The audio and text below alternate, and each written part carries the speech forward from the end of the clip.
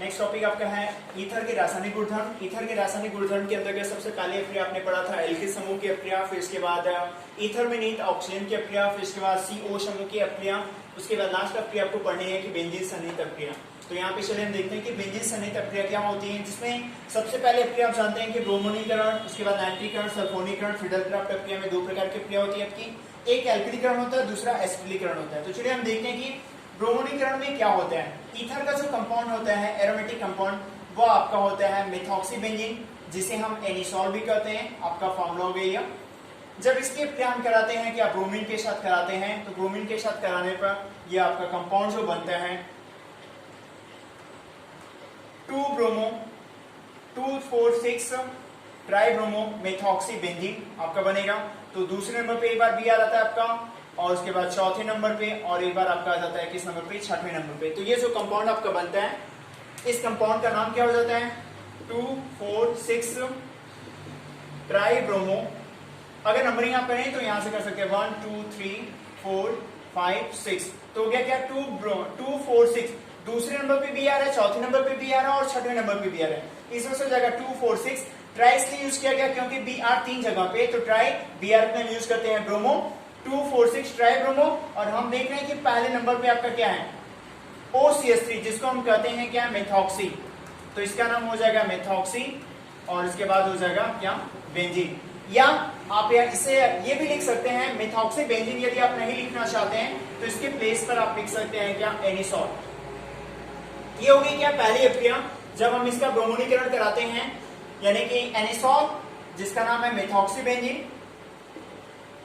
मेथॉक्सीबेंजीन की अप्रिया जब हम ब्रोमीन के साथ कराते हैं, तो जो कंपाउंड आपको बनता है 2,4,6 ट्राइब्रोमो मेथॉक्सीबेंजीन, या 2,4,6 ट्राइब्रोमो, जिसे हम क्या कहते हैं एनिसॉल भी कहते हैं।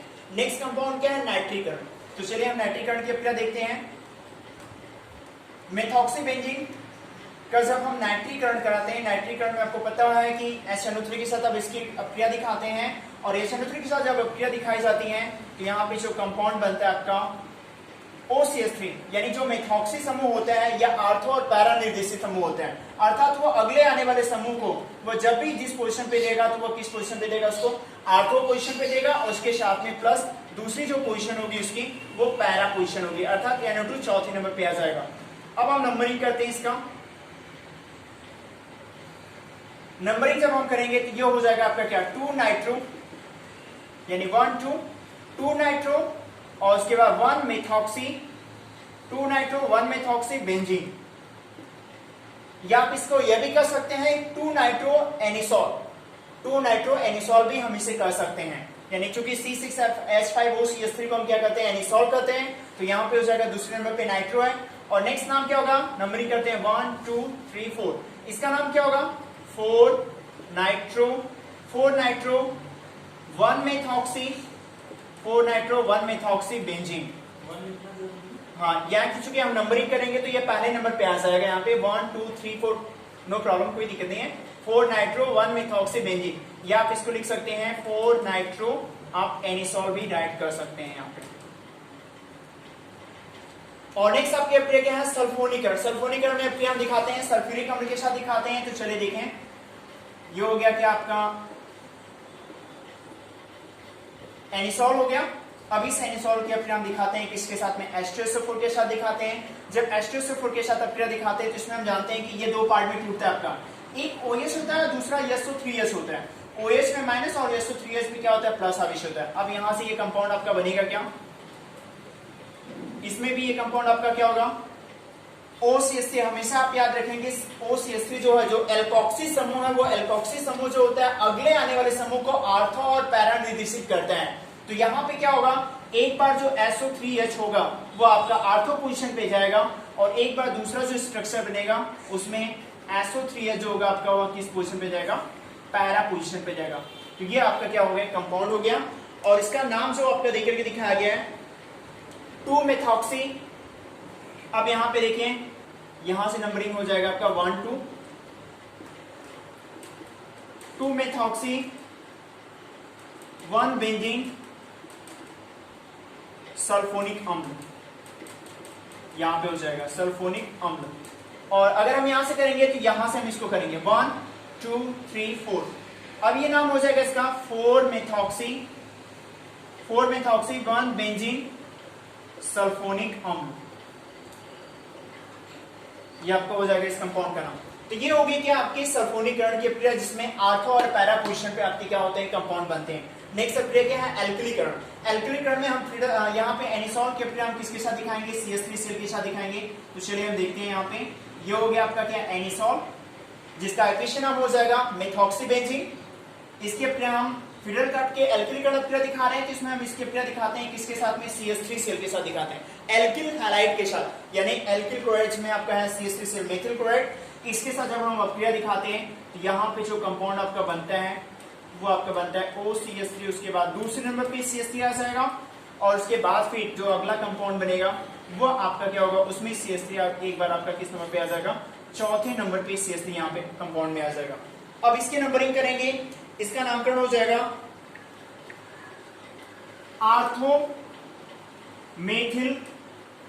आर्थोमेथिल, चूंकि दूसरे नंबर पे है तो इस वजह से आर्थो यूज किया गया है, और CH3 के लिए मेथिल, आर्थोमेथिल एनिसॉल। या अगर दूसरा नाम लिखना चाहते हैं तो आप लिख सकते हैं 2-मेथिल 1-मेथॉक्सीबेंजीन। इसका नाम हो जाएगा 2-मेथिल 1-मेथॉक्सीबेंजीन।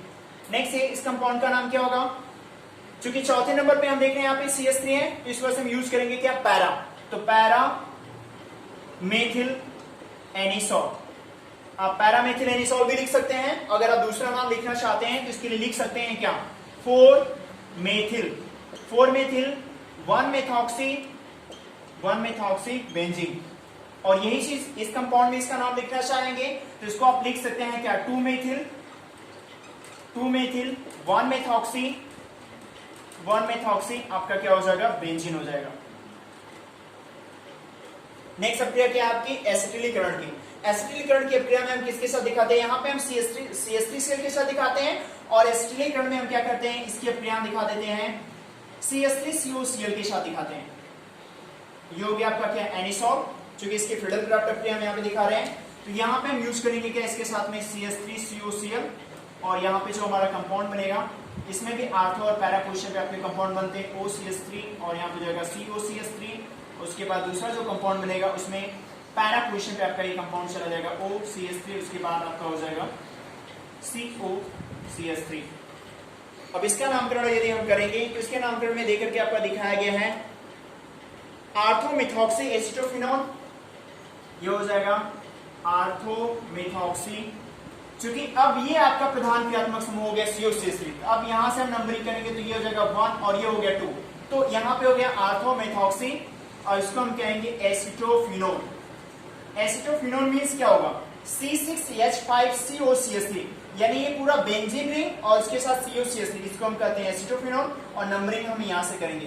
तो ये हो गया आर्थोमेथॉक्सी एसिटोफिनोल, और इसका नाम क्या हो जाएगा, हम यहाँ से नंबरिंग करते हैं 1 2 3 4, तो इसका नाम हो जाएगा क्या, पैरा, P होगा, P मींस पैरा, पैरामेथॉक्सी एसिटोफिनोल।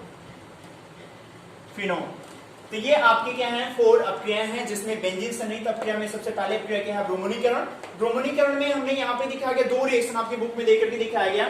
सबसे पहला डायरेक्टली ब्रोमीन के साथ रिएक्शन दिखाया गया, अगर यदि इसी को 2 पार्ट में आप तोड़ेंगे तो यही रिएक्शन आपका क्या हो जाएगा, 2 पार्ट में टूटेगा, तो ऐसे बनेगा। देखिए एक बार Br आपका किस पोजीशन पे जाएगा, दूसरे नंबर पे जाएगा, तो ये हो जाएगा आपका क्या, 2 ब्रोमो, उसके बाद होगा 1-मेथॉक्सी, 2 ब्रोमो 1-मेथॉक्सीबेंजीन, और यहां हम इसको कर सकते हैं 2 ब्रोमो एनिसॉल। दूसरा होगा यदि ब्रोमो आपका पैरा पोजीशन पे जाता है तो ये स्ट्रक्चर आपका इस प्रकार से बनेगा, और इसका नाम हो जाएगा, नंबरिंग करते हैं 1 2 3 4, तो इसका नाम हो जाएगा 4 ब्रोमो 1-मेथॉक्सीबेंजीन, या हम कर सकते हैं कि 4 ब्रोमो एनिसॉल। तो यहाँ पे ब्रोमोनीकरण में 2 अपक्रियाएं हैं, आप इसे डायरेक्ट ब्रोमीन के साथ दिखाकर के ये भी कंपाउंड बना सकते हैं, और यदि हम दिखाते हैं आर्थो और पैरा के अकॉर्डिंग अगर आप चलेंगे तो यहाँ पे ब्रोमीन के साथ दिखा करके आप इसके प्रक्रिया यहाँ पे दिखा सकते हैं, तो आपका बन जाएगा क्या, 2 ब्रोमो मेथॉक्सीबेंजीन और 4 ब्रोमो मेथॉक्सीबेंजीन बनेगा। नेक्स्ट आपका है नाइट्रीकरण। नाइट्रीकरण की प्रक्रिया में हम एनिसॉल की प्रक्रिया नाइट्रिक अम्ल के साथ कराते हैं, तो यहाँ पे आर्थो और पैरा पोजीशन पे आपका NO2 समूह जाएगा, तो इसका नाम होगा 2-नाइट्रो 1-मेथॉक्सीबेंजीन, और ये होगा 4-नाइट्रो 1-मेथॉक्सीबेंजीन। और ये जो मेथॉक्सीबेंजीन है मेथॉक्सी बेंजीन के प्लेस पर आप एनिसोल भी राइट कर सकते हैं, क्योंकि C6H5COCH3 जिसे हम एनिसोल कहते हैं मेथॉक्सी बेंजीन को। नेक्स्ट है सल्फोनीकरण, जिसमें H2SO4 के साथ आपके दिखाएंगे। इसमें भी वही कंपाउंड आपका बना 2-मेथॉक्सी 1-बेंजीन सल्फोनिकम और 4-मेथॉक्सी 1-बेंजीन सल्फोनिकम, यानी आर्थो और पैरा पोजीशन पे आपके जो होंगे मोनो प्रतिस्थापित आपके उत्पाद बनते हैं। नेक्स्ट है फ्रीडलक्राफ्ट। फ्रीडलक्राफ्ट में आपकी दो क्रिया होती है। फर्स्ट एल्किलीकरण की है, एल्किलीकरण जिसमें हम CH3Cl के साथ दिखाते हैं, और एसिडीकरण जिसमें हम किसके साथ अपक्रिया दिखाते हैं, CH3COCl के साथ। अगर इसमें दिखाते हैं तो CH3 आपका होता है वाई प्रतिस्थापित समूह जो कि आर्थो और पैरा पे जाता है, और CH3COCl के साथ दिखाते हैं तो इसमें COCH3 जो कि आर्थो और पैरा पे जाता है, तो इसका नाम होता है आर्थोमेथॉक्सी एसिटोफिनोन, पैरामेथॉक्सी एसिटोफिनोन। तो ये आपका क्या है, ईथर के केमिकल प्रॉपर्टीज कंप्लीट हो गए। इसके बाद आपके ईथर के यूज, इसके बाद आपका ये अल्कोहल, फिनॉल और ईथर के सेक्टर्स कंप्लीट हो गया। Thanks to all of you.